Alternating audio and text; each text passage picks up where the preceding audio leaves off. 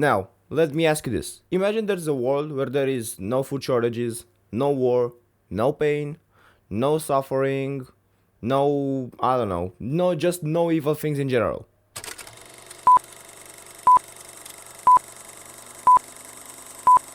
Now, have you imagined all of the things that it would take to achieve this world? All of the measures that would need to be implemented in order for this utopia to actually exist? The Giver is an award-winning book written by Lois Lowry in 1993, which answers exactly those questions. Well, for me it's not The Giver, it's Darulu Jonas in my native language, however just pretend that this is The Giver here. The book is written for the perspective of a 12-year-old boy in order to appeal to a much younger audience, so that everyone can enjoy this book and understand the deeper meaning behind it. This video is geared towards explaining this book for people who don't usually read or for those who have to complete an assignment on this book. The book follows the life of a 12-year-old boy, Jonas, who lives in a world which at first seems utopian. The people of the community he lives in are selfless, they always apologize, they don't overindulge in food, and they are always there for each other. As the story unveils itself, it becomes quite obvious that this is actually a dystopia, where colors have been removed, individuality has been stripped down, and there is really no emotions behind the apologizes, it's just automation. In the book, every kid aged 9 to 12 has the ability to do some sort of work for the community, whether, I don't know, taking care of the elderly or the infants, or being a surrogate mother. This work is then analyzed by the council of the leaders in the community, and at the ceremony of 12th is awarded a role which corresponds to the work they've done. So for example, Fiona, which is a girl that Jonas liked, did a lot of work taking care of the elders in an elder care facility.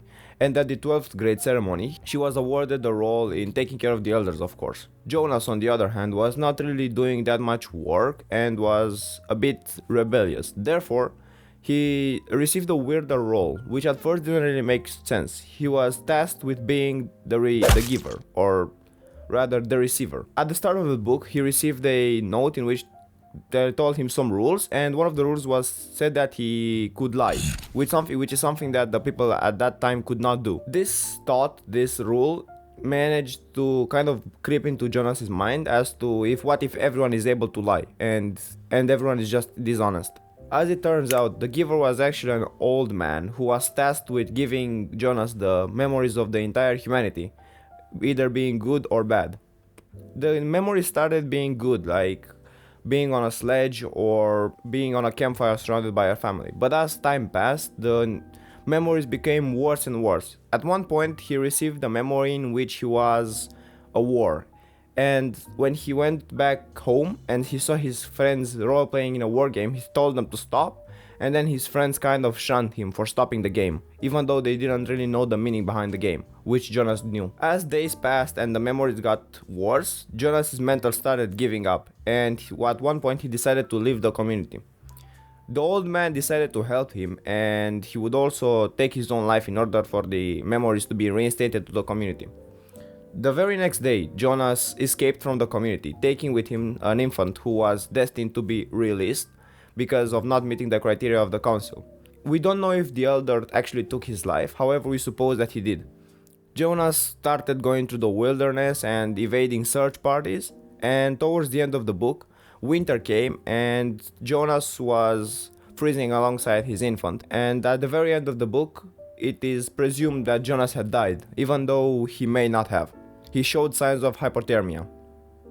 The themes of this book are quite subtle, however we can make out the fact that this book is mostly about control and about how utopias could never work and how they would turn into dystopias. The world of The Giver is characterized by sameness, which is a process in which everything that was unique was stripped down, such as colors or individuality. You could not really pick the food you want to eat anymore. Kids were taught discipline using violence, and if they would get too many things wrong, they would be released, which I will get into explaining what actually is later. Children were taught to always apologize and share their emotions, which kind of made them feel robotic, since there were no actual meanings behind those words, it was just an automation.